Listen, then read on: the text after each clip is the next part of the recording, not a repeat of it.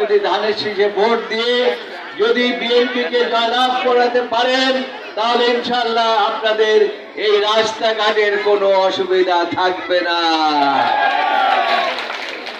আপনাদের এই দেশ, এই মাটি শহীদ রাষ্ট্রপতি জিয়াউর রহমানের ঘাঁটি, এই মাটি বেগম খালেদা জিয়ার ঘাঁটি, এই মাটি জনাব তারেক রহমানের ঘাঁটি। তাই আমি তরুণ বন্ধুদেরকে বলবো, ভবিষ্যতে আপনারা কোনো ব্যক্তির নামে স্লোগান না দিয়ে আপনারা স্লোগান দেবেন। একজন ভাই আমাদের আছে, সেটা হচ্ছে জনাব তারেক রহমান। আপনারা বলেন, আমার ভাই তোমার ভাই, আমার ভাই তোমার ভাই।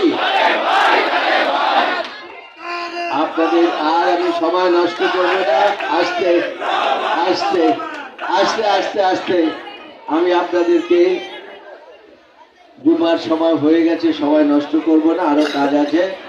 আপনাদেরকে আমি একটা ওয়াদা করাতে চাই, সেটা হচ্ছে এই যে ভাই বোনেরা আপনারা মিলে আগামী নির্বাচনে ইনশাআল্লাহ ধানের শীষের পক্ষে কাজ করবেন তো? একটু হাত জাগিয়ে রাখবেন।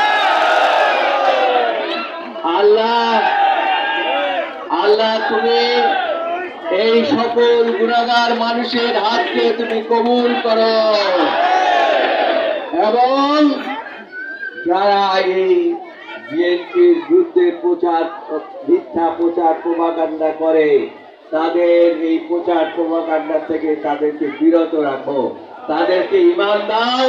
তারা যেন এই দল, যে দল শহীদ রাষ্ট্রপতি জিয়াউর রহমানের সৃষ্টি, এই দলের বিরুদ্ধে কোন রকম কোনো কুৎসা না করে। আমি আরেকটা কথা বলে শেষ করছি, আপনারা মনে রাখবেন, আপনাদের যে এই ত্যাগ কোনোদিন বৃথা যাবে না আল্লাহর রহমতে। আমি খুশি হয়েছি বরিশাল জেলা সভাপতি এবং সম্পাদকের প্রতি।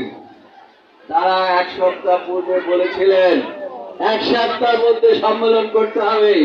আমি সেজন্য আমি উপজেলার সভাপতি এবং সম্পাদককে আন্তরিকভাবে অভিনন্দন জানাচ্ছি, আপনাদেরকেও ধন্যবাদ জানাচ্ছি। তারা এই সম্মেলন শেষ করতে পেরেছে এবং বাকি কাজগুলো ইনশাআল্লাহ তারা সময় মতো শেষ করবেন।